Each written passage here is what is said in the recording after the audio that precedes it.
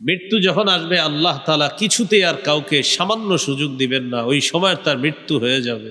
এই জন্য আমার আপনার মৃত্যু হবে, কোথায় হবে, কোন জমিনে হবে, কবে হবে এটা জানে আল্লাহ, তবে মৃত্যু হয়ে যাবে এটা নিশ্চিত। পাঁচটি বিষয় আল্লাহ ছাড়া কেউ জানে না। সূরা লোকমানের শেষের দিকে আল্লাহ বলেন, রাসূলুল্লাহ সাল্লাল্লাহু আলাইহি সাল্লাম হাদিসের মধ্যেও বলেছেন, খামসুন লা ইয়ালামুহুন্না ইল্লাল্লাহ। পাঁচটি বিষয় আল্লাহ ছাড়া কেউ জানে না। কোন পাঁচটি বিষয়? প্রত্যেক নফস মৃত্যুর স্বাদ গ্রহণ করবে। কিয়ামতের দিন তোমাদেরকে তোমাদের প্রাপ্য পরিপূর্ণ দেওয়া হবে। যাকে জাহান্নাম থেকে মুক্ত করা হবে এবং জান্নাতে প্রবেশ করানো হবে সেই সফল হবে। আল্লাহ বলেন, এই পৃথিবী পার্থিব জগৎ ধোকার উপকরণ ছাড়া আর কিছুই না। এটা ধোকার একটা আসবাব, ধোকার একটা জায়গা। এখানে শয়তান ধোকা দেয়, বিভিন্ন ভাবে আমরা ধোকা খাই। আল্লাহ তাআলা আমাদেরকে বিভিন্ন ধোকা থেকে হেফাজত হয়ে আমরা যেন আখেরাতের প্রস্তুতি নিতে পারি, আল্লাহ তৌফিক দান করেন। মৃত্যু, যারা আল্লাহ বিশ্বাস করে তারাও বিশ্বাস করে যে মৃত্যু হয়ে যাবে, আর যারা আল্লাহকে বিশ্বাস করে না, নাস্তিক সম্প্রদায়, তারাও এটা বিশ্বাস করে যে একদিন সেও ধ্বংস হবে, মৃত্যু আসবে। তাহলে আমরা দুনিয়াতে কেন আসলাম? সূরা জারিয়াতের 56 নম্বর আয়াতে আল্লাহ তাআলা বলেন, ওয়ামা খালাকতুল জিন্না ওয়াল ইনসা ইল্লা লিয়াবুদুন। জিন ইনসানকে আমি সৃষ্টি করেছি আমার ইবাদত করার জন্য। কতদিন ইবাদত করব? সূরা হিজরের 99 নম্বর আয়াতে আল্লাহ বলেন, ওয়া'বুদ রাব্বাকা হাত্তা ইয়াতিয়াকাল ইয়াকিন। মৃত্যু আসা পর্যন্ত তুমি তোমার রবের ইবাদত করো। সূরা আনকাবুতের 57 নম্বর আয়াতে আল্লাহ বলেন, কুল্লু নাফসিন যায়িকাতুল মাউত। প্রত্যেকটা নফস মৃত্যুর স্বাদ গ্রহণ করবে। সূরা আহজাবের 16 নম্বর আয়াত আল্লাহ তাআলা বলেন, কুল লা ইয়ানফাআকুমুল ফিরারু ইন ফারারতুম মিনাল মাউত। যদি তোমরা মৃত্যু থেকে পলায়ন করো, নবী আপনি বলে দেন তোমাদের এই পলায়ন কিছুতেই তোমাদের কোনো কাজে আসবে না। সূরা নিসার 78 নম্বর আয়াত আল্লাহ তাআলা বলেন, ইনামা তাকুনু ইউদরিকুমুল মাউত। তোমরা যেখানেই থাকো মৃত্যু তোমাদেরকে পাকড়াও করবে। সূরা আরাফের 34, সূরা ইউনূসের 49 নম্বর আয়াতে আল্লাহ বলেন, লিকুল্লি উম্মাতিন আজাল ইযা জাআ আজালুহুম ফালা ইস্তাখিরুনা সাআতাও ওয়ালা ইস্তাকদিমুন। প্রত্যেকটা উম্মতের মৃত্যুর সময় নির্ধারণ করা। মৃত্যু যখন আসবে, আগেও না পরেও না, ওই সময় সে মৃত্যুবরণ করবে। সূরা জুমুয়া 8 নম্বর আয়াতে আল্লাহ বলেন, কুল ইন্নাল মাউতাল্লাযী তাফিররুনা মিনহু ফাইন্নাহু মুলাকীকুম সুম্মা তুরাদ্দুনা ইলা আলিমিল গায়বি ওয়াশ শাহাদাহ ফায়ুনাব্বিউকুম বিমা কুনতুম তা'মালুন। নবী আপনি বলেন যে মৃত্যু থেকে তোমরা পালিয়ে বেড়াও, এই মৃত্যু তোমাদের সাথে সাক্ষাৎ করবে। অতঃপর তোমাদেরকে দৃশ্য অদৃশ্যের খবর যিনি রাখেন সে আল্লাহর কাছে ফিরিয়ে নেওয়া হবে। তিনি তোমাদেরকে তোমাদের কর্মকাণ্ড সম্পর্কে জানিয়ে দিবে, অবহিত করে দিবেন। সূরা মুনাফিকুনের 11 নম্বর আয়াতে আল্লাহ বলেন, ওয়ালা ইউআখিরাল্লাহু নাফসান ইযা জাআ আজালুহা। মৃত্যু যখন আসবে আল্লাহ তাআলা কিছুতেই আর কাউকে সামান্য সুযোগ দিবেন না, ওই সময় তার মৃত্যু হয়ে যাবে। এই জন্য আমার আপনার মৃত্যু হবে, কোথায় হবে, কোন জমিনে হবে, কবে হবে এটা জানে আল্লাহ, তবে মৃত্যু হয়ে যাবে এটা নিশ্চিত। পাঁচটি বিষয় আল্লাহ ছাড়া কেউ জানে না। সূরা লোকমানের শেষের দিকে আল্লাহ বলেন, রাসূলুল্লাহ সাল্লাল্লাহু আলাইহি সাল্লাম হাদিসের মধ্যেও বলেছেন, খামসুন লা ইয়ালামুহুন্না ইল্লাল্লাহ। পাঁচটি বিষয় আল্লাহ ছাড়া কেউ জানে না। কোন পাঁচটি বিষয়? যে পাঁচটি বিষয়ের কথা আল্লাহ সূরা লোকমানের শেষের দিকে বলেছেন। 1 নম্বর, ইন্নাল্লাহা ইনদাহু ইলমুস সাআ। কিয়ামতের জ্ঞান আল্লাহর কাছে। কিয়ামত কখন কোথায় হবে এটা আল্লাহ জানেন। কিয়ামত কবে হবে এটা আল্লাহ জানেন। কিয়ামত হবে নিশ্চিত, কবে হবে আল্লাহ জানেন, আমরা জানি না। কিয়ামত হবে নিশ্চিত, কবে হবে আল্লাহ জানেন। 2 নম্বর, ওয়ায়ুনাজ্জিলুল গায়স। কি পরিমাণ বৃষ্টি কোন জমিনে আল্লাহ নাজিল করবেন, কবে নাজিল করবেন এটা আল্লাহ জানেন।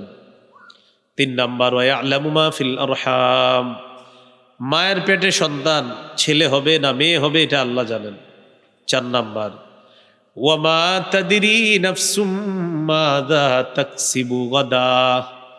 আগামীকাল কোনো মানুষ কি উপার্জন করবে এটা কেউ জানে না, আল্লাহ জানেন।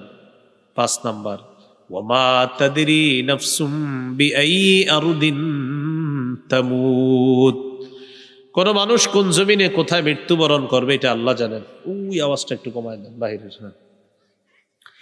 তাহলে 5টা বিষয় আল্লাহ ছাড়া কেউ জানে না। এর মধ্যে একটা হলো মৃত্যু কোথায় কোন জমিনে হবে এটা কে জানেন? আল্লাহ জানেন। তো মৃত্যু এসে যাবে, এটা চূড়ান্ত কথা। কবে আসবে, কখন আসবে, কোন জমিনে আসবে, এটা আল্লাহ জানেন। এ হলো আজকের প্রথম আলোচনা। দ্বিতীয় আলোচনা, মৃত্যুর যন্ত্রণা। সবার কাছে আসবে মৃত্যুর যন্ত্রণা। সূরা কফের 19 নম্বর আয়াতে আল্লাহ বলেন, ওয়াজাআত সাকরাতুল মাউতি বিল হক। মৃত্যুর যন্ত্রণা সত্যি সত্যি আসবে। যালিকা মা কুনতা মিনহু তাহিদ।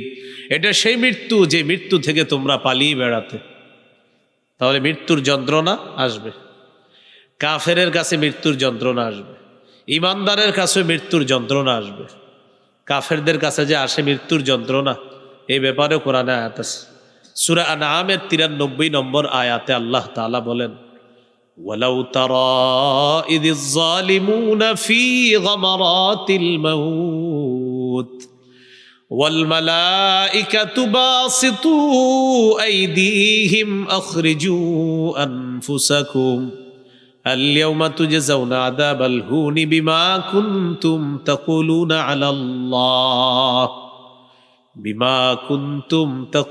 على الله غير الحق وكنتم عن آياته تستكبرون ওয়ালাউ তারা ইযিজ যালিমুনা ফি গামারাতিল মাউত। নবী, আপনি যদি দেখতেন জালেমদের অবস্থা, উদ্দেশ্য কাফের, এখানে মৃত্যুর যন্ত্রণা আসার পর তাদের ছটফটানি যদি আপনি দেখতেন।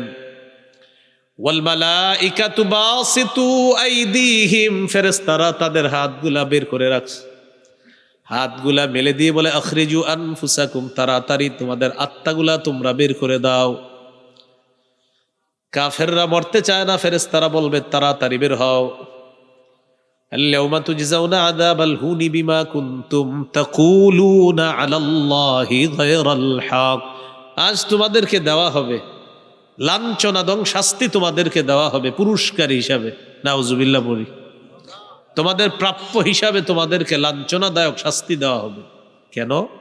বিমা কুনতুম তাকুলুনা আলাল্লাহি গায়রাল হক, তোমরা আল্লাহর ব্যাপারে অসত্য কথা বলতা, মিথ্যা বলতা। ওয়া কুনতুম আন আয়াতিহি তাস্তাকবিরুন, আল্লাহর আয়াতগুলার ব্যাপারে তোমরা অহংকার প্রদর্শন করতা। আল্লাহ আমাদেরকে হেফাজত করেন, কুফরি থেকে হেফাজত করেন। তাহলে কাফেরদের মৃত্যুর যন্ত্রণা আসছে। আমরা যারা মুসলমান মুমিন, আল্লাহ যেন ঈমান অবস্থায় মুসলমান পরিচয়ে যেন মৃত্যুবরণ করতে পারি, আল্লাহ তৌফিক দান করেন। আমাদের কাছেও মৃত্যুর যন্ত্রণা আসবে। সূরা ওয়াকিয়া 83 থেকে 85 নম্বর আয়াতে আল্লাহ বলেন, ফালাউলা ইযা বালাগাতিল হুলকুম, প্রাণ যখন উষ্টাগত হবে তখন তোমরা সবাই মিলেও মৃত্যু পথযাত্রীকে আটকাতে পারবা না। ওয়া আনতুম হিনাইযিন তানজুরুন, তোমরা শুধু চেয়ে চেয়ে দেখবা। আল্লাহ তাআলা বলেন, ওয়া নাহনু আকরাবু ইলাইহি মিনকুম ওয়ালাকিন লা তুবসিরুন, তোমাদের চেয়ে আমি আল্লাহ তার অধিক নিকটবর্তী, কিন্তু তোমরা তা দেখো না। মৃত্যু পথযাত্রীর অধিক কাছে আমি আল্লাহ, তোমরা চেয়ে চেয়ে দেখতেছো, আমি তোমাদের চেয়ে আরো নিকটে তার। ওয়ালাকিন লা তুবসিরুন, তোমরা তা বুঝো না। আমরা বলি কি, লোকটা মনে হয় মারা যাবে, এরকম সবাই আসি আত্মীয় স্বজন, হ্যাঁ, মৃত্যু পথযাত্রীর কাছে আল্লাহ বলেন আমি তার অধিক নিকটবর্তী, তোমরা তা দেখো না। সবাই মিলেও তাকে আর আটকাতে পারবা না। সূরা কিয়ামা 26 থেকে 30 নম্বর আয়াতে আল্লাহ বলেন, কাল্লা ইযা বালাগাতিত তারাকিয়া ওয়া কিলা মান রাক, যখন মৃত্যু এসে যাবে, প্রাণ যখন উষ্টাগত হবে, কখনো তোমরা তাকে আর আটকে রাখতে পারবা না। ওয়া কিলা মান রাক, বলা হবে ঝাড়ফুঁককারী কোথায়, ডাক্তার কবিরাজ কোথায়, এই অ্যাম্বুলেন্সটা আন তাড়াতাড়ি, বলি না আমরা? আল্লাহ বলেন ওয়াজান্না আন্নাহুল ফিরাক, মৃত্যু পথযাত্রী নিশ্চিত হয়ে যাবে সে দুনিয়া থেকে বিদায় নিবে।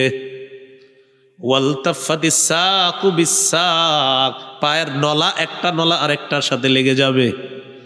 ইলা রাব্বিকা ইয়াউমা ইদিনিল মাসাক, তোমার রবের দিকে তোমাকে সেদিন টেনে নেওয়া হবে, তোমাকে নিয়ে যাওয়া হবে তোমার রবের কাছে। মারা যাওয়ার পর আমরা বলি ইস অ্যাম্বুলেন্সটা 5 মিনিট আগে আইলে ভালো হইতো। মারা যাওয়ার পরে কি বলি, ডাক্তার সাহেব আরো 10 মিনিট আগে আসতেন। মারা যাওয়ার পরে এগুলার বললেন না, মারা যাওয়ার আগে বললেন ডাক্তার সাহেব একটু আগে আসতে পারলেন না।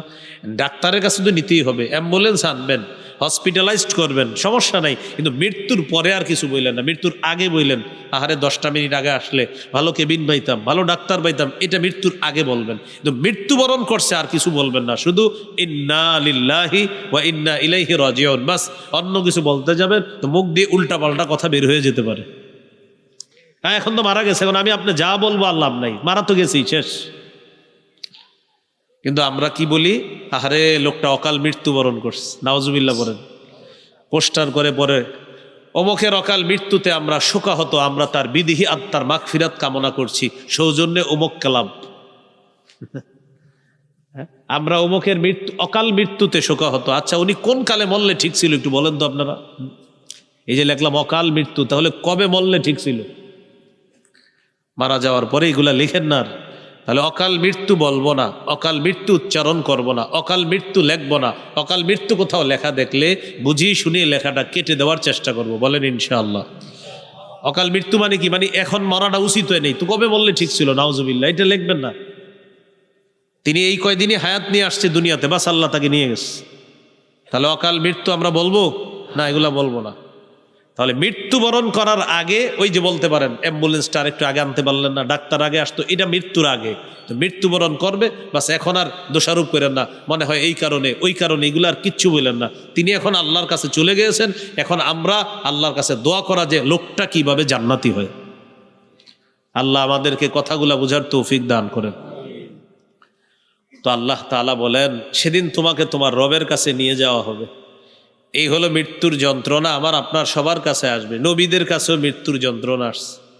সহিহ বুখারীর বর্ণনা 4449 নম্বর হাদিস, আয়েশা সিদ্দিকা রাদিয়াল্লাহু তাআলা আনহার বর্ণনা। তিনি বলেন ইন্না মিন নিআমিল্লাহি আলাইয়া আন্না রাসূলুল্লাহি সাল্লাল্লাহু আলাইহি ওয়াসাল্লাম তুওয়াফিয়া ফি বাইতি ওয়া ফি ইয়াউমি ওয়া বাইনা সাহরি ওয়া নাহরি।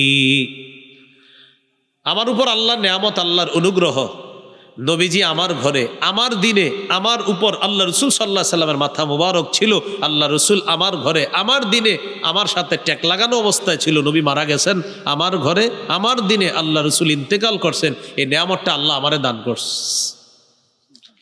আরেকটা কি নেয়ামত, ওয়া আন্নাল্লাহা জামাআ বাইনা রিকি ওয়া রিকিহি ইনদা মাউতিহি।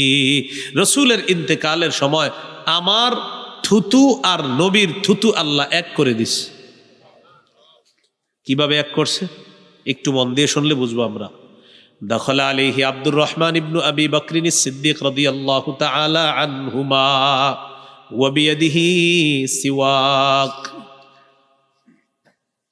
আবু বকর সিদ্দিক রাদিয়াল্লাহু তাআলা আনহুর ছেলে আব্দুর রহমান, এর মানে আম্মাজান আয়েশা সিদ্দিকা রাদিয়াল্লাহু তাআলা আনহার ভাই, নবীজির কাছে আসলেন, ওই ঘরে ঢুকলেন, তার হাতে একটা মেসওয়াক। কার হাতে?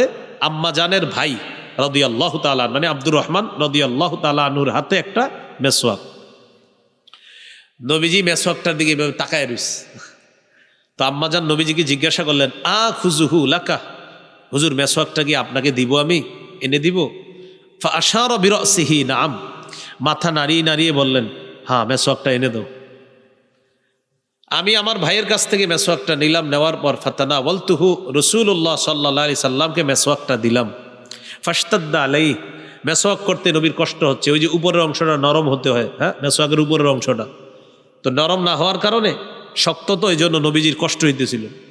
আমি রাসূলুল্লাহ সাল্লাল্লাহু আলাইহি সাল্লামকে বললাম উলাইয়িনুহু লাকা, হুজুর আমি কি মেসওয়াকটা নরম করে দিব? নবীজি আবার ইশারায় বললেন হ্যাঁ। ফালাইয়ানতুহু, আমি মেসওয়াকটা নরম করলাম। বলেন তো মেসওয়াক নরম করে কিভাবে? চাবায়া। তো আমি এইভাবে মেসোয়াকটা নরম করলাম, তাহলে আমি নরম করলাম, আমার থুতু লাগলো মেসোয়াকে। এবার নবীজি সাল্লাল্লাহু আলাইহি ওয়াসাল্লামকে মেসোয়াক দিলাম, এবার তিনি মেসোয়াক করলেন, এবার নবীর থুতু মুবারকও মেসোয়াকে লাগলো। এইভাবে মেসোয়াকের বরকতে আমার থুতু আর নবীজির থুতু মুবারক রসুলের ইন্তেকালের সময় আল্লাহ এক করে দিয়েছেন। মেসোয়াক করা, এখান থেকে গুরুত্ব বুঝে আসে। 5 ওয়াক্ত নামাজে ওলামা হজরত ছাড়া সামনে যারা সাধারণ জনগণ, আপনারা সবাই 5 ওয়াক্ত নামাজে মেসোয়াক করছেন? হ্যাঁ মাশাল্লাহ, একজন। আর আছেন কেউ? 2 জন, 3 জন, 4 জন, মাশাল্লাহ 7-8 জন আছেন। এত ব্যস্ততা আপনাদের, অন্যদের কি বলেন মেসোয়াকের সুযোগ পান নাই? হ্যাঁ, আমার চেয়ে বেশি ব্যস্ত না আপনারা। আমিও আলহামদুলিল্লাহ আজকে এসার আগেও মেসোয়াক করছি। আজকে মেসোয়াক 3 জায়গায় রাখবেন। কর্মস্থলে মেসোয়াক রাখবেন, বাড়িতে মেসোয়াক রাখবেন, চলার পথে মেসোয়াক রাখবেন। এই জন্য এইভাবে বলি, গাড়ি, বাড়ি, কর্মস্থল 3 জায়গায় মেসোয়াক রাখা। বাড়িতে কেন রাখবেন?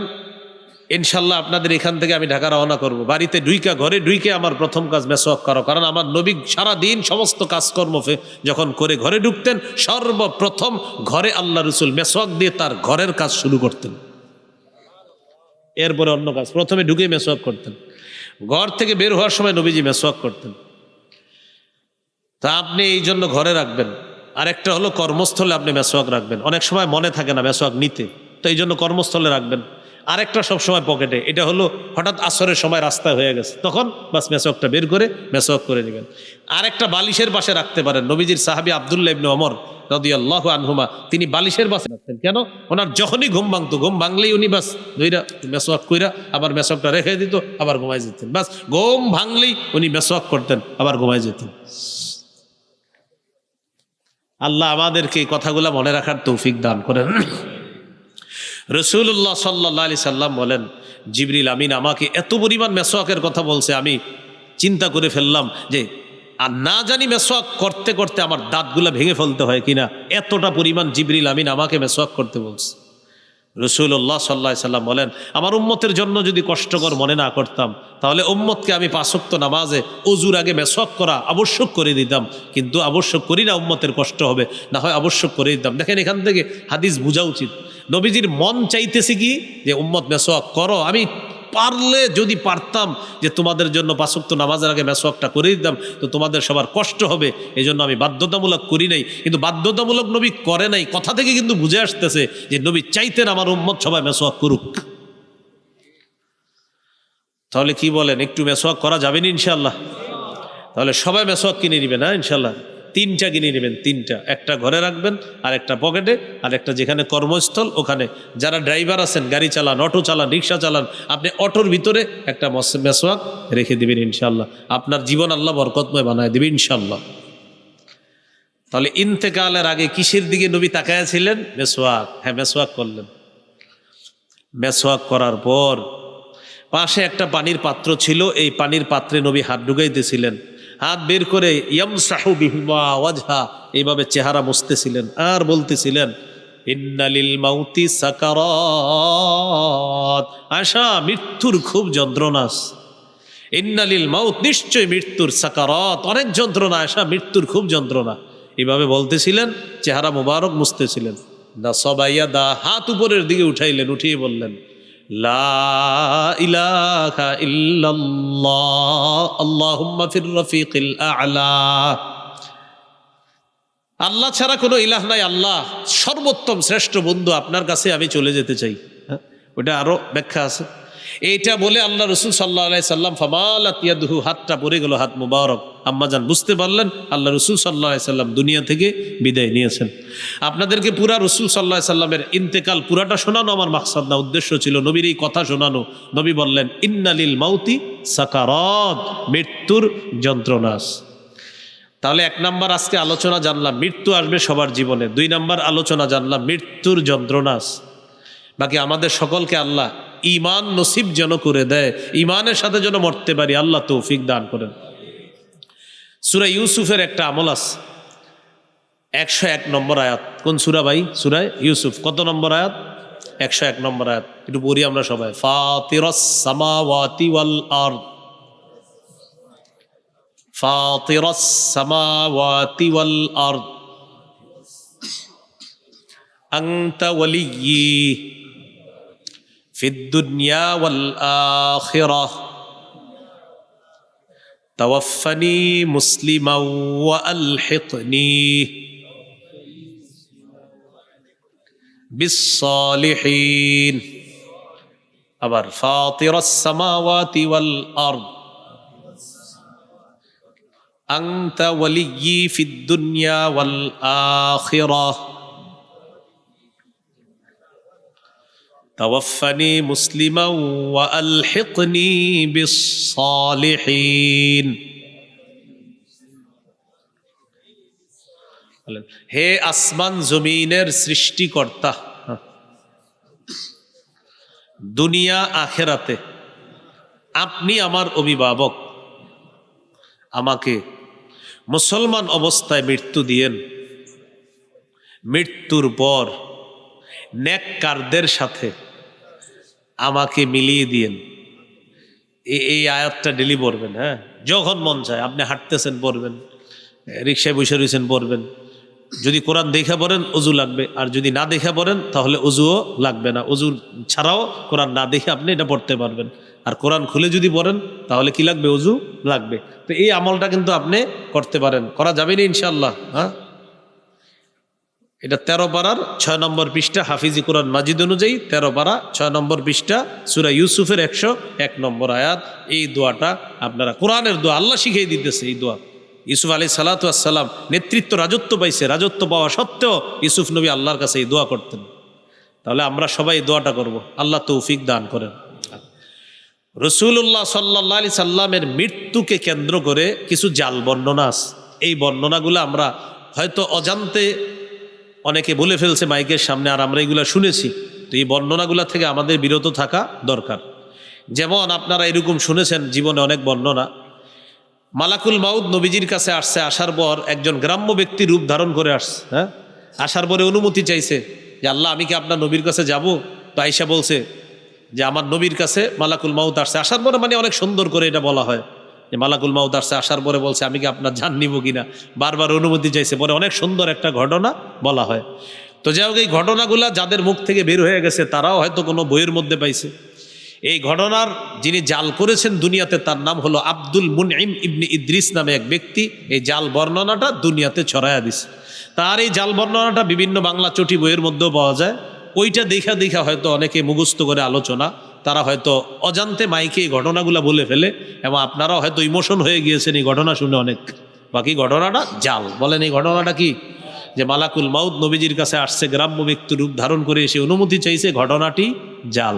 সঠিক ঘটনা হলো ওই যে বললাম, আল্লাহ রসুল আম্মা জানা আয়েশা সিদ্দিকা রাদিয়াল্লাহু তাআলা আনহার ঘরে ইন্তেকাল করছেন। সঠিক ঘটনা এটা। মৃত্যুকে কেন্দ্র করে আরেকটা ঘটনা আপনারা শুনছেন। ফাতেমা রাদিয়াল্লাহু তাআলা আনহার যখন ইন্তেকাল করছে, তখন তার লাশ কবরে রাখছে নবীর এক সাহাবী আবু যর গিফারি রাদিয়াল্লাহু তাআলা। এরকম একটা ঘটনা শুনছেন আপনারা। রাখার পর কবরকে বলছে, কবর তুমি কি জানো তোমার মাঝে কাকে রেখে গেলাম? কবর কোনো জবাব দেয় না। শুনছেন না? ভিত্তিহীন বর্ণনা। পরে কবর জবাব দেয় না বলে আবার বলছে, কবর তুমি জানো কাকে রেখে গেলাম? হাসান হুসাইনের মাকে। কবর জবাব দেয় না, ভিত্তিহীন বর্ণনা। পরে কবরকে আবার বলছে, কবর জানো কাকে রেখে গেলাম? মুহাম্মদ সাল্লাল্লাহু আলাইহি সাল্লামের কন্যাকে রেখে গেলাম। কবর কোনো জবাব দেয় না, ভিত্তিহীন বর্ণনা। টোটাল বর্ণনাটা ভিত্তিহীন। এরকম ঘটনাও আপনারা শুনেছেন, শুনে থাকতে পারেন। সে ভাই সত্যি বলছি আমি, ঘটনা ভিত্তিহীন বর্ণনা। সঠিক বর্ণনা হলো সহিহ বুখারীতে আছে, ফাতেমা রাদিয়াল্লাহু তাআলা আনহা ইন্তেকাল করলেন। করার পর হযরত আলী রাদিয়াল্লাহু তাআলা তিনি নিজে জানাজা পড়াইছেন, তিনি কবরে লাশ দাফন করছেন। এত সঠিক বিশুদ্ধ বর্ণনা থাকতে কেন এই জাল বর্ণনা শুনতে হবে, বলতে হবে? বলেন। আল্লাহ আমাদেরকে হেফাজত করেন। আরেকটা বর্ণনা আপনারা শুনেছেন, সেটা হলো মালাকুল মাউত মুসা নবীর কাছে আসছে, আসার পর তিনি কি করছে? থাপ্পড় দিছে। এটা বুখারীতে আছে, এটা সঠিক বর্ণনা। তাহলে মালাকুল মাউতকে মুসা নবী কি করছে? একটা থাপ্পড় দিছে, শুনছেন না? পরে উনি গেছে আল্লাহর কাছে। এটা আবার সঠিক বর্ণনা, এটা বুখারীতে আছে। তাহলে মালাকুল মাউত গ্রাম্য ব্যক্তি রূপ ধরে নবীর কাছে আসছে, এটা কি বর্ণনা বলেন তো? জাল বর্ণনা। ফাতেমা রাদিয়াল্লাহু তাআলা আনহা লাশ রাইখা আবু যর গিফারি কবরের সাথে কথা বলছে, ভিত্তিহীন বর্ণনা। আর মুসা নবী মালাকুল মাউতকে থাপ্পড় দিছে, এটা সঠিক বর্ণনা। তাহলে এই জন্য আমরা কি করি? ওই সঠিক ব্যাঠিক শুনতে শুনতে সঠিক আর ব্যাঠিকের পার্থক্যগুলো অনেক সময় হারিয়ে ফেলি। তো যাই হোক, আজকে বলে দিলাম। এই জন্য আমরা হয়তো শুনেছি বা অনেকে আমরা বলে ফেলি, তো এটা ঠিক না।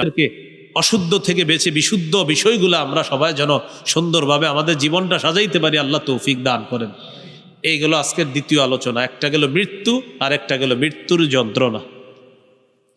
3 নম্বর আলোচনা, আপনার মৃত্যুর পরে আমাকে আপনাকে কবরে রেখে আসবে। একদিন রাসূলুল্লাহ সাল্লাল্লাহু আলাইহি সাল্লাম যাইতেছে এক জায়গায় সাহাবায়ে কেরামকে নিয়ে, দেখে একদল মানুষ এক জায়গায়। তো রাসূল সাল্লাল্লাহু আলাইহি সাল্লাম বললেন, আলামা ইজতামা আলাইহি হাউলা, আচ্ছা এই মানুষগুলো এখানে একত্রিত কেন হয়েছে? সাহাবীগণ জবাব দিলেন, আলা কবরিন ইয়াহফিরুনাহু ইয়া রাসূলুল্লাহ, হুজুর একটা কবরকে কেন্দ্র করে তারা একত্রিত হয়েছে, একটা কবর করা হচ্ছে। এবার দেখেন নবীজি কি করলেন। মানুষ এইভাবে নবীজি দুই দিকে ফাঁকা করতে করতে নবী কবরের সামনে গেলেন। কবরের সামনে, এই হলো কবর। আপনার কবর খনন করা হয়েছে, মাটিগুলা দুই পাশে রাখা হয়েছে, এখনো কবরে লাশ রাখা হয়নি। রসুল সাল্লাল্লাহু আলাইহি সাল্লাম কবরের সামনে গিয়ে কি করলেন, জাসা আলা রুকুবাতাই, আল্লাহ রসুল হাঁটু গেড়ে মাটিতে বসে গেলেন। আল্লাহ রসুল সাল্লাল্লাহু আলাইহি সাল্লাম কবরের সামনে গিয়ে হাঁটু গেড়ে মাটিতে বসে গেলেন। এখন দেখেন কবরের দুইটা পার থাকে, একটা এই পার আর একটা এই পার। নবীজি এই পাশে বসা মনে করেন, তো নবীজি বৈশা কি করতেছে, সাহাবী দেখার জন্য কবরের আরেক পাশে গেছে। কেন? যাতে ওই পাশ থেকে নবীজিরে দেখা যায় নবী কি করে। তো সাহাবী বলেন, আমি ওই পাশে গেলাম, যাওয়ার পর দেখি বাকা ফাবাল্লাত তারাবিন দুমুই, মাটিতে হাঁটু গেড়ে বসে আল্লাহ রসুল কান্না করতেছে। কান্না করতে করতে বাল্লাত তারাবিন দুমুইহি, চোখের পানিতে মাটিগুলা ভিজে যায়, চোখের পানিতে মাটি ভিজে যায়। সাহাবীদেরকে আল্লাহ নবী লক্ষ্য করে বললেন, ইয়া ইখওয়ানি লিমিসলি হাযা ফাআইদ্দু, এটার বাংলা হলো হে ভাই সব, হে ভাই সব তোমরাও এই অবস্থার জন্য প্রস্তুত হও। অনুবাদটা কি, হে ভাই সব লিমিসলি হাযা ফাআইদ্দু, আজকে তোমাদের এক ভাইয়ের জন্য যেভাবে কবর খনন করা হয়েছে, একটু পর তার লাশটা এখানে রাখা হবে, তোমার জন্য এইভাবে কবর খনন করা হবে, তোমার লাশটাও রাখা হবে। ও ভাই সব, সবাই এই অবস্থার জন্য প্রস্তুত হয়ে যাও। এই কথা কবর দেখে আল্লাহ নবী বললেন। তো সাহাবী বারা ইবনে আযিব রাদিয়াল্লাহু তাআলা আনহুর একটা লম্বা বর্ণনা, মুসনাদে আহমদে আসছে হাদিসটা, 18,557 নম্বর হাদিস। আবু দাউদেও আছে, একটু ছোট, মুসনাদে আহমদে আরেকটু বড়। এই হাদিসের মধ্যে আসছে, খরাজনা মা রাসূলিল্লাহি সাল্লাল্লাহু আলাইহি ওয়াসাল্লাম ফি জানাজাতি রাজুলিম মিনাল আনসার, নবীজির সাথে গেলাম এক আনসারী সাহাবীর জানাজায়। জানাজায় যাওয়ার পর আল্লাহ রাসূল সাল্লাল্লাহু আলাইহি ওয়াসাল্লাম যখন কবরের কাছে গেলেন, যাওয়ার পর কবরের পাশে জালাসা, নবী বসে গেলেন। হাত্তান তাহাইনা ইলাল কবরি ওয়ালাম্মা ইউলহাদ, কবরের কাছে যখন আমরা বসলাম, কবর এখনো লাশ রাখা হয় নাই, কবরের পাশে নবী বসলেন, আমরাও সামনে বসে গেলাম। কান্না আলা রুউসিনা আত-তায়র, এমন ভাবে বসা যেন আমাদের মাথার উপর পাখি বসা। নবীজি কি করতেছেন, এইভাবে হাতে একটা লাঠি আছে, বিয়াদিহি উদুন ইয়ানকুতুবিহি ফিল আর, লাঠি দিয়ে মাটিতে আঁকাআঁকি করতেছে এইভাবে। ফারাফা রাসা, মাথা উঠাইছে, উঠানোর পর বললেন, ইস্তাইযু বিল্লাহি মিন আযাবিল কবরি মাররাতাইনি আও সালাসা, তোমরা কবরের আযাব থেকে আল্লাহর কাছে পানা চাও, 2 বার বা 3 বার কথাটা বললেন। নবীজি বলেন, ইন্নাল আবদাল মুমিনা ইযা কানা ফি ইনকিতাইম মিনাদ দুনিয়া ওয়া ইকবালিম মিনাল আখিরাহ, ইমানদার বান্দা যখন দুনিয়া থেকে বিদায় নেওয়ার সময় হয়, আখিরাতের দিকে রওনা করে, নাযালা ইলাইহি মালাইকাতুম মিনাস সামা বিদুল ওয়ুজুহ কান্না ওয়ুজুহাহুম আশ-শামস, সূর্যের মতো চেহারা সুন্দর, অসংখ্য অগণিত ফেরেশতা আসমান থেকে দুনিয়াতে আসে ইমানদার বান্দার আত্মাটা স্বাগত জানানোর জন্য। আমার আপনাকে যেন আল্লাহ এই মৃত্যু নসিব করে। মাআহুম কাফনুম মিন আকফানিল জান্নাহ ওয়া হানুতুম মিন হানুতিল জান্নাহ, ফেরেশতাদের সাথে জান্নাতের কাফনের কাপড় আর জান্নাতের সুগন্ধি। হাত্তা ইয়াজলিসু মিনহু মাদ্দা বাসরিহি, ইমানদার ব্যক্তির দৃষ্টি যেই পরিমাণ যায়, দৃষ্টির শেষ সীমানা পর্যন্ত ফেরেশতারা 2টা সারি হয়ে ইমানদারের 2 পাশে বসে যায়, সারিবদ্ধভাবে বসে অপেক্ষা করে। সুম্মা ইয়াজিউ ইলাইহি মালাকুল মাউত হাত্তা ইয়াজলিসা ইনদা রাসি, এরপর মৃত্যুর ফেরেশতা আসে ইমানদারের কাছে, তার মাথার সামনে আসে। আসার পর ইমানদারকে লক্ষ্য করে বলে, আইয়াতুহান নাফসুল হামিদা। আরেক বর্ণনায় আইয়াতুহান নাফসুত তাইয়্যিবা। আর কোরআনে আসছে ইয়া আইয়াতুহান নাফসুল মুতমাইন্না। কোরআনে আসছে আইয়াতুহান নাফসুল মুতমাইন্না, আর হাদিসে আসছে আইয়াতুহান নাফসুল হামিদা বা আইয়াতুহান নাফসুত তাইয়্যিবা। হে পবিত্র আত্মা, উখরুজি, তুমি বের হও, ইলা মাগফিরাতিল্লাহি ওয়া রিদওয়ানি, আল্লাহর ক্ষমা আর আল্লাহর সন্তুষ্টির দিকে বের হও। উদ্দেশ্য হলো তুমি তাড়াতাড়ি বের হও, আল্লাহ তোমাকে মাফ করে দিয়েছেন, আল্লাহ তোমার প্রতি সন্তুষ্ট হয়ে গেছে। আর কোরআনের ভাষাটা এমন, ইরজিই ইলা রাব্বিকি রাদিয়াতাম মারদিয়া, তুমি তোমার রবের দিকে বের হও, তাড়াতাড়ি ফিরে আসো রবের দিকে। রাদিয়াতাম মারদিয়া, তুমিও সন্তুষ্ট আর তোমাকে সন্তুষ্ট করা হবে, রবও তোমার প্রতি সন্তুষ্ট, তাড়াতাড়ি তুমি বের হও, আনন্দময় একটা জীবনের দিকে তুমি যাবা, সন্তুষ্ট চিত্তে তুমি তাড়াতাড়ি বের হও তোমার রবের দিকে। আর হাদিসে কি আসলো, রব তোমাকে মাফ করে দিয়েছেন, রব তোমার উপর খুশি হয়েছে, তুমি বের হও। তাখরুজু তাসিলু কামা তাসিলুল কাতরাতু মিন ফিস সিকা, পানি ফেলে দিবেন, পানির শেষে ফোঁটাগুলা যে পড়ে, এই পানির ফোঁটা আস্তে আস্তে যেইভাবে বের হয়, ইমানদারের আত্মাটা এইভাবে বের হয়ে আসবে, মালাকুল মাউত আত্মাটা নিবে। লাম ইয়াদাউ ফি ইয়াদিহি তারফাতা আইন, চোখের পলক পরিমাণ আত্মাটা তার কাছে রাখতে পারবে না। সামনে ফেরেশতারা জান্নাতের কাফনের কাপড়টা বিছাইয়ে দিয়ে বলবে, তাড়াতাড়ি আত্মাটা এখানে দাও। এই মনে করেন জান্নাতের কাফনের কাপড়, তো কাপড়ের মধ্যে আত্মাটা নিবে, নেওয়ার পর এটা পেঁচাবে, পেঁচানোর পর জান্নাতের সুগন্ধি মাখবে, মাখার পর এই আত্মা নিয়ে ইয়াসআদুনা বিহা ইলাস সামা, আসমানের দিকে রওনা করবে। আর ওই আত্মা থেকে এত সুন্দর গ্রান বের হবে, হাদিসে আসছে কাআতইয়াবি রিহি মিসকিন উজিদাত আলা যাহরিল আরদ, মেশক আম্বরের গ্রান যা সারা পৃথিবীতে সুগন্ধময় বানায়া দিবে। ফেরেশতারা গ্রানটা নিবে। তো ফেরেশতারা, আত্মা বহনকারী ফেরেশতারা যখন রওনা করবে আত্মা নিয়ে, ফায়ামুরুনা বিহা আলা মালাইম মিনাল মালাইকা ফায়াকুলুনা মা হাযিহির রূহুত তাইয়্যিবা, আত্মা বহনকারী ফেরেশতারা যখন অন্য ফেরেশতাদের সামনে দিয়ে এই আত্মাটা নিয়ে আসমানের দিকে যাবে, তারা জিজ্ঞাসা করবে, এটা কার আত্মা, এই পবিত্র আত্মা কোথায় নিয়ে যাও? ফেরেশতারা জবাব দিবে, ফুলান ইবনু ফুলান, এটা অমুকের সন্তান, অমুকের আত্মা।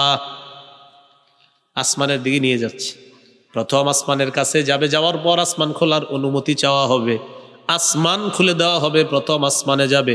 ফায়ুশাইয়্যুহু মিন কুল্লি সামাইন মুকাররিবুহা, প্রত্যেক আসমানে যাদের পাশ দিয়ে আত্মাটা নিয়ে যাবে প্রত্যেকে স্বাগত জানাতে জানাতে ইমানদারের আত্মাটা পরের আসমানে পাঠায় দিবে। প্রিয় ভাইয়ারা, বুঝে আসতেছে বিষয়গুলা? এইভাবে আত্মা যাইতে যাইতে হাত্তা ইউনতাহা বিহা ইলাস সামাইস সাবিআ, সপ্তম আসমানে গিয়ে থামবে ফেরেশতারা। সুবহানাল্লাহ। কয় নাম্বার আসমানে? এবার তিনটা অংশ একসাথে আমরা বলবো, আগে বলে নেই। আল্লাহ তাআলা বলবে ওই ফেরেশতাদেরকে, উকতুবু কিতাবা আবদি ফি ইল্লিয়িন, আমার বান্দার আমল নামা ইল্লিয়িনের মধ্যে লিপিবদ্ধ করে দাও। সুবহানাল্লাহ। দেখেন, ইল্লিয়িনের মধ্যে যদি আমার আপনার আমল নামাটা মৃত্যুর পর লিপিবদ্ধ হয়ে যায়, ইনশাল্লাহ আর টেনশনের কিছু নাই। মনে করবেন জান্নাতে যাওয়ার কাগজপত্র রেডি হয়ে গেল, এখন শুধু এক একটা ধাপ বাকি আছে, এই ধাপগুলা পাড়ি দিবেন, আল্লাহ জান্নাত দিয়ে দিবে। কিন্তু ইল্লিয়িনের মধ্যে যেন আমল নামাটা রাখতে পারি, এরকম আমল করতে হবে। তো ইল্লিয়িনের মধ্যে আমল নামা রেখে দিবে। এবার তিনটা অংশ খুব মন দিয়ে শুনেন, দেহ, আত্মা, আমল নামা। দেহ, আত্মা, আমল নামা। দেহ হলো দুনিয়াতে, আত্মা হলো 7 নম্বর আসমানে, আমল নামা ইল্লিয়িনের মধ্যে। দেহটাকে আমরা কবরে দাফন করে দিলাম। এবার আল্লাহ তাআলা 7 নম্বর আসমানে যে আত্মা আছে, ফেরেশতাদেরকে বলবে আত্মাটা নিয়ে যাও দুনিয়াতে, আইদুহু ইলাল আরদ, এটা পৃথিবীতে আবার পৌঁছায় দাও। তুআদু রূহুহু ফি জাসাদিহি কামা কানা, ইমানদার বান্দার দেহের মধ্যে আত্মাটা আবার ফিরিয়ে দেওয়া হবে যেইভাবে ছিল। এই আত্মা ফিরিয়ে দেওয়ার পর ফায়াতিয়ানিহি মালাকান, দুইজন ফেরেশতা আসবে। আসার পর ফায়ুজলিসানিহি, তাকে বসাবে, বসানোর পর বলবে মার রব্বুকা, তোমার রবকে জবাব দাও। বান্দা জবাব দিবে রব্বি আল্লাহ, আমার রব হলেন আল্লাহ। আমাদের রবকে আল্লাহ। 2 নম্বর, ওমা দিনুকা, তোমার ধর্ম কি? দিনিয়াল ইসলাম, আমার ধর্ম হলো ইসলাম। আমাদের আকীদা আসমানে জমিনে আল্লাহর দিন একটাই। বলেন, আসমানে জমিনে আল্লাহর দিন কয়টা? একটা। আকীদাতুত তাহাবিতে আছে দীনুল্লাহি ফিল আরদি ওয়াস সামাই ওয়াহিদুন, আসমানে জমিনে আল্লাহর দিন একটাই। শাইখুল ইসলাম ইবনে তাইমিয়া রাহমাতুল্লাহি আলাইহি লিখেছেন ফাতাওয়া ইবনে তাইমিয়ার মধ্যে, মান লাম ইকিররা বাতিনান ওয়া যাহিরান আন্নাল্লাহা লা ইয়াকবালু সিওয়াল ইসলাম দীনান ফালাইসা বিমুসলিমিন। কেউ যদি বাহ্যিকভাবে বা আভ্যন্তরীণভাবে এই কথা স্বীকার না করে যে আল্লাহ ইসলাম ছাড়া অন্য কিছু গ্রহণ করবে না, এটা যদি কেউ স্বীকার না করে, মানে স্বীকার করতে হবে এটা যে ইসলাম ছাড়া অন্য কিছু গ্রহণ করবে না আল্লাহ তাআলা। তো কেউ যদি মনে করে না ইসলাম ছাড়া অন্য কিছু আল্লাহ গ্রহণ করতে পারে, ইবনে তাইমিয়া রহিমাহুল্লাহ ফতোয়া দিয়ে দিয়েছেন ফালাইসা বিমুসলিমিন, সে মুসলমান না। সে কি না? মুসলমান না। অনেক মুসলমান আছে মুখে মুখে বলে আর কি যে আমি ইসলাম পালন করি, কথার কথা, কিন্তু অন্তরে যদি তার এরকম থাকে না, আল্লাহ চাইলে মনে ইসলাম ছাড়া অন্য ধর্ম গ্রহণ করতে পারে, বাস ফালাইসা বিমুসলিমিন, সে মুসলমান না। কেন? সূরা আলী ইমরানের 85 নম্বর আয়াতে আল্লাহ বলেন, ওয়ামাই ইয়াবতাগি গায়রাল ইসলামি দীনান ফালাই ইউকবালা মিন। যে ব্যক্তি ইসলাম ছাড়া অন্য কোনো কিছুকে দিন হিসাবে কামনা করবে, এটা কিছুতেই গ্রহণ করা হবে না। ওয়াহুয়া ফিল আখিরাতি মিনাল খাসিরিন, সে আখিরাতে ক্ষতিগ্রস্তদের অন্তর্ভুক্ত হবে। তাহলে মনে প্রাণে বলেন তো আল্লাহর একমাত্র সত্য ধর্ম দিন কোনটা? 2 নাম্বার প্রশ্ন হবে কবরে, ওমা দিনুকা, তোমার ধর্ম কি? জবাব দিবে দিনিয়াল ইসলাম, আমার ধর্ম হলো ইসলাম। 3 নাম্বার প্রশ্ন, মান হাদার রাজুলুল্লাযী বুইসা ফীকুম, এই মানুষটাকে চেনো কিনা যাকে তোমাদের মাঝে প্রেরণ করা হয়েছে? ওই ব্যক্তি বলবে হাদা নবী মুহাম্মাদুন সাল্লাল্লাহু আলাইহি ওয়াসাল্লাম, তিনি হলেন আমার নবী মুহাম্মদ সাল্লাল্লাহু আলাইহি ওয়াসাল্লাম। প্রশ্ন করবে আইনা ওয়াজাদতা হাদা, আচ্ছা তুমি এই প্রশ্নের জবাবগুলো কিভাবে পারলা, কিভাবে শিখলা তুমি? সুবহানাল্লাহ। তো ওই ব্যক্তি বলবে ক্বরাতু কিতাবাল্লাহ, আমি দুনিয়াতে আল্লাহর কোরআন পড়েছিলাম, আল্লাহর কোরআন ওয়ালাদের সাথে সম্পর্ক রেখেছিলাম, সেখান থেকে আমি জেনেছিলাম যে 3টা প্রশ্ন হবে, উত্তর দেওয়া লাগবে। আসমান থেকে ঘোষণাকারীর পক্ষ থেকে ঘোষণা আসবে, আন সাদাকা আবদি, ও ফেরেশতারা আর প্রশ্ন করা দরকার নাই, আমার বান্দাকে আমি আল্লাহ সত্যায়ন করে দিলাম, সে যা বলেছে সব সত্য কথা। এটা বলার পর আল্লাহ বলবেন আফরিশুহু মিনাল জান্নাহ, কবরের মধ্যে জান্নাতের বিছানা বিছায়া দাও। ওয়া আলবিসুহু মিনাল জান্নাহ, তার শরীরে জান্নাতের পোশাক পরায়া দাও। ওয়াফতাহু লাহু বাবান ইলাল জান্নাহ, কবর থেকে জান্নাত পর্যন্ত একটা দরজা খুলে দাও। পকেট গেট, কি গেট? একটা দরজা, কবর থেকে জান্নাত পর্যন্ত দরজা খুলে দেওয়ার পর ফায়াতিহা মিন রিহিহা ওয়া তিবিহা, জান্নাতের সুগন্ধি তার কবরের মধ্যে আসতে থাকবে। ফায়ুফসাহু লাহু ফি কবরিহি মাদ্দা বাসারিহি, ইমানদারের দৃষ্টি যেই পরিমাণ যাবে এই পরিমাণ আলমে বরজখ তথা কবরের জগৎটা আল্লাহ প্রশস্ত করে দিবেন। ওয়া ইয়াতানাওয়ারু লাহু, কবর আলোকিত হয়ে যাবে। কবর কি হবে? হ্যাঁ ঠিক আছে, ঠিক আছে, হ্যাঁ ঠিক আছে, আল্লাহ কবুল করুক। হ্যাঁ, তো পরে আপনার কবর আলোকিত হবে। এই জন্য ইমানের পাওয়ার থাকলে আলাদা কিন্তু মোমবাতি টোমবাতি দেওয়া দরকার নাই। কি দেওয়া দরকার নাই? হ্যাঁ মোমবাতি জ্বালানো কি নাই দরকার নাই, মানে মোমবাতি টোমবাতি জ্বালায়েন না। ইমান যদি থাকে বাস আল্লাহ তাআলা তাকে শান্তিতে রাখবে। কেন আলাদা মোমবাতি টোমবাতি দেন বলেন? এগুলা দেওয়ার কোনো প্রয়োজনীয়তা নাই। আল্লাহ আমাদেরকে হেফাজত করেন। এ হলো ইমানদারের হালাত। নবীজি হাদিসটা কোথায় বসে বলতেছে মনে আছে? কবরের সামনে। ওয়া ইন্নাল আবদাল ফাজিরা ইযা কানা ফি ইনকিতাইম মিনাদ দুনিয়া ওয়া ইকবালিম মিনাল আখিরাহ, পাপাচার বান্দা যখন দুনিয়া থেকে বিদায় নেওয়ার সময় হয়, আখিরাতের দিকে যখন রওনা করে, নাযালা ইলাইহি মালাইকাতুম মিনাস সামা সুদুল ওয়ুজুহ, কালো চেহারা বিশিষ্ট ফেরেশতারা দুনিয়াতে আস, মাহুমুল মাসুহ, সালার বস্তা সালার চট নিয়ে আস। পাপাচার বান্দার সামনে বসে যাবে, মালাকুল মাউত আসবে ভয়ঙ্কর রূপ ধারণ করে। আসার পর বলবে আইয়াতুহান নাফসুল খাবিসা, হে খারাপ আত্মা, খবিস আত্মা উখরুজি, তুই বের হ। ইলা সাখাতিল্লাহ, আল্লাহর গুসার দিকে তুই বের হ, আল্লাহর রাগের দিকে বের হ। আল্লাহ তোর উপর রাগান্বিত, আল্লাহ তোর উপর অসন্তুষ্ট, বের হ। রাগান্বিত, আল্লাহ রেগে আছে তোর উপর।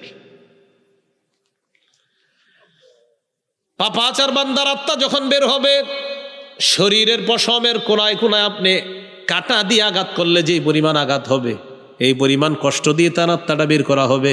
আরো অনেক বর্ণনা আসছে। এইভাবে কষ্ট দিয়ে আত্মাটা বের করার পর ওই যে সামনে বসা যারা, তারা ওই চটের মধ্যে, সালার বস্তার মধ্যে এটা নিয়ে নিবে, নিয়ে পেঁচায়া এটা নিয়ে রওনা করবে।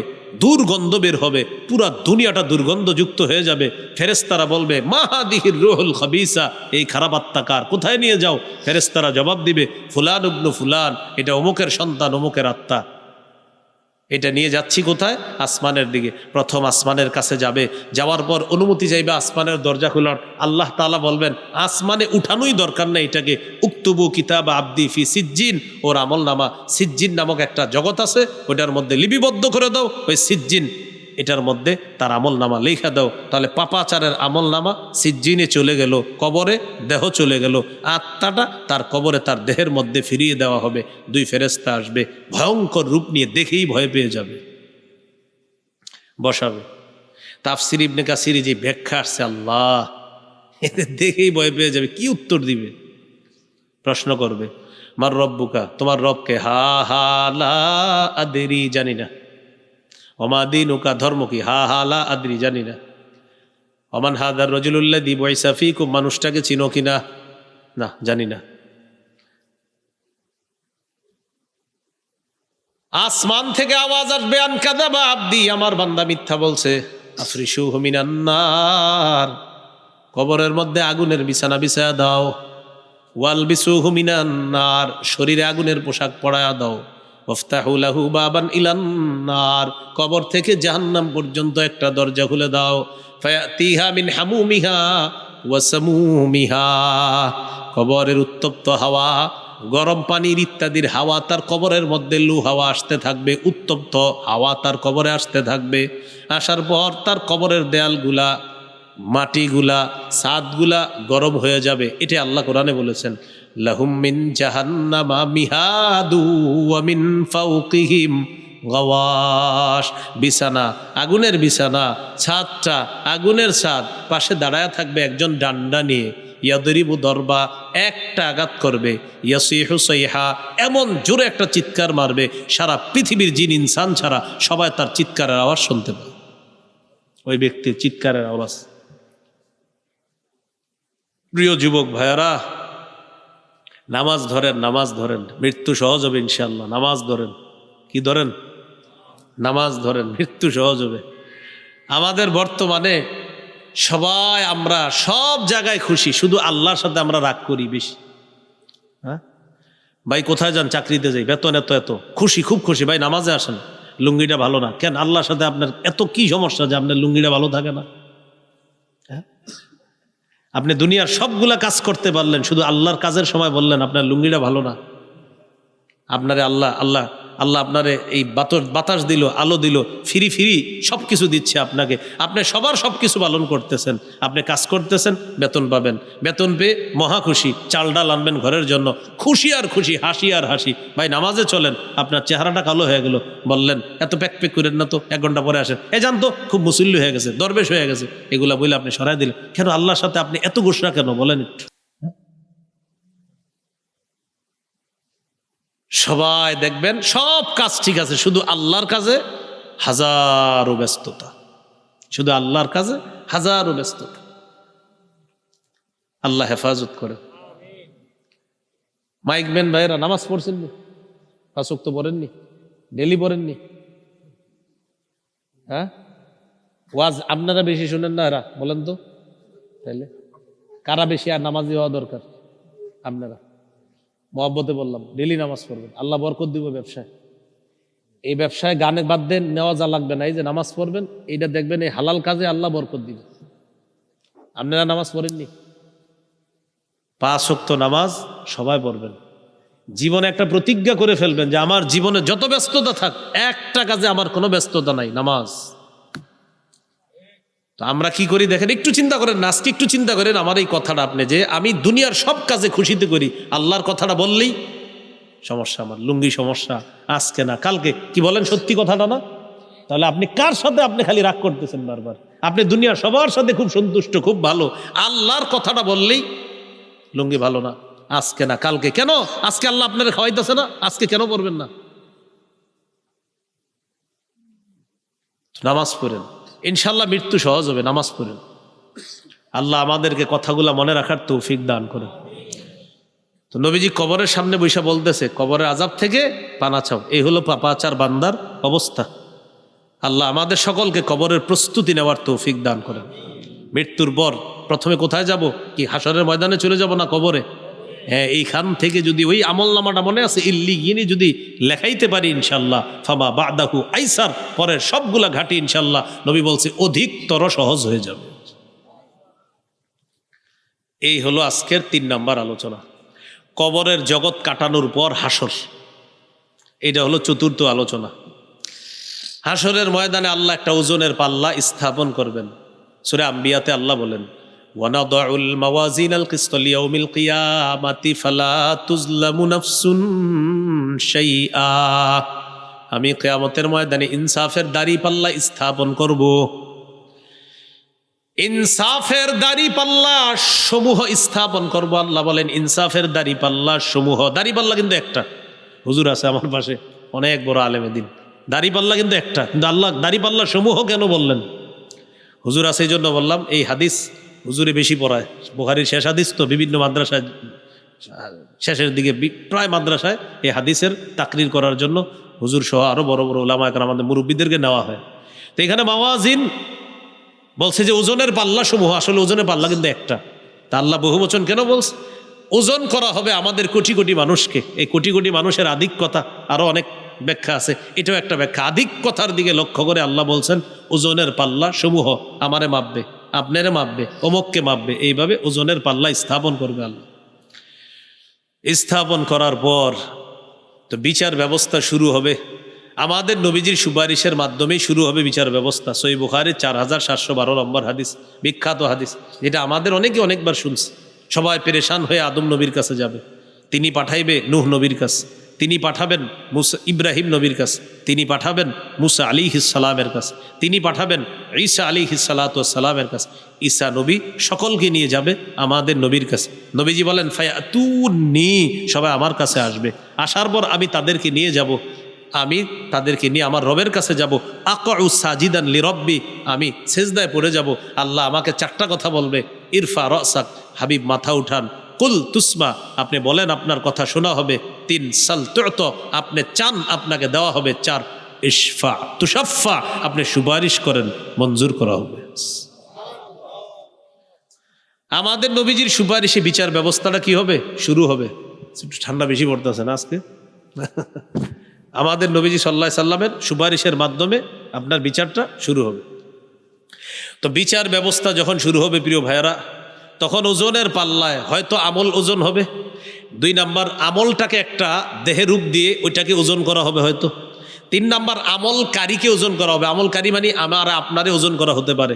আমাদের ভিতরে আত্মা যেমন আছে, এই আমল ভালো খারাপটা আমাদের ভিতরে আল্লাহ দিয়ে আমারে আপনারে ওজনের পাল্লায় উঠাইয়া দিবে। এটা দুনিয়াতে কিন্তু আছে, এটার স্যাম্পল ওই যে মেশিনে উঠা মাপে না ওজন, এরকম। 4 নাম্বার, আমল নামা মাপা হবে। তাহলে আমল মাপা হবে, অথবা আমলকে একটা দেহের রূপ দিয়ে এটাকে মাপা হবে। 3 নাম্বার, আমলকারীকে মাপা হবে। 4 নাম্বার, অথবা আমল নামা মাপা হবে। সবগুলারে আলাদা আলাদা ব্যাখ্যা। বাকি ইমাম বুখারী রাহমাতুল্লাহির বক্তব্য হলো আমল মাপা হবে।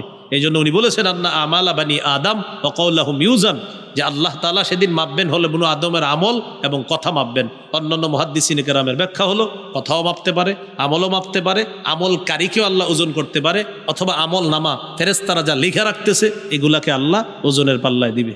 ওই যে একটা হাদিস আছে আপনার তিরমিজির, ইন্নাল্লাহা সায়ুখাল্লিসু রাজুলাম মিন উম্মতি ইয়াউমাল কিয়ামাহ আলা রুউসিল খালাইক। কিয়ামতের ময়দানে আল্লাহ তাআলা আমার উম্মতের এক ব্যক্তিকে সমস্ত সৃষ্টির সামনে উপস্থিত করবে, করার পর ফায়ানশুরু আলাইহি 99 সিজিল্লা কুল্লু সিজিল্লিন মিসলু মাদ্দিল বাসর, আল্লাহ তার সামনে 99টা আমলের খাতা খুলে দিবে, দফতর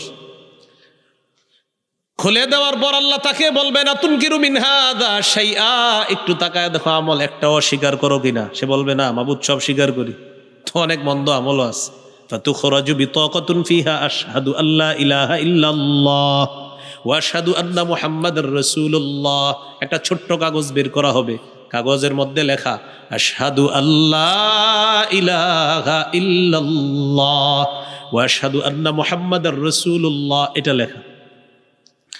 আল্লাহ তাআলা বলবেন উহদুর ওয়াজনাক, ওজন 99টা, তাও এক একটা কতটুকু মিসলু মাদ্দিল বাসর, আপনার দৃষ্টির সীমানা যতটুকু যাবে এতটুকু পর্যন্ত এক একটা খাতার মানে আপনার দৈর্ঘ্য বড়, তো বড় বড় 99টা। আল্লাহ বলবে যাও তুমি ওজনের পাল্লার কাছে যাও।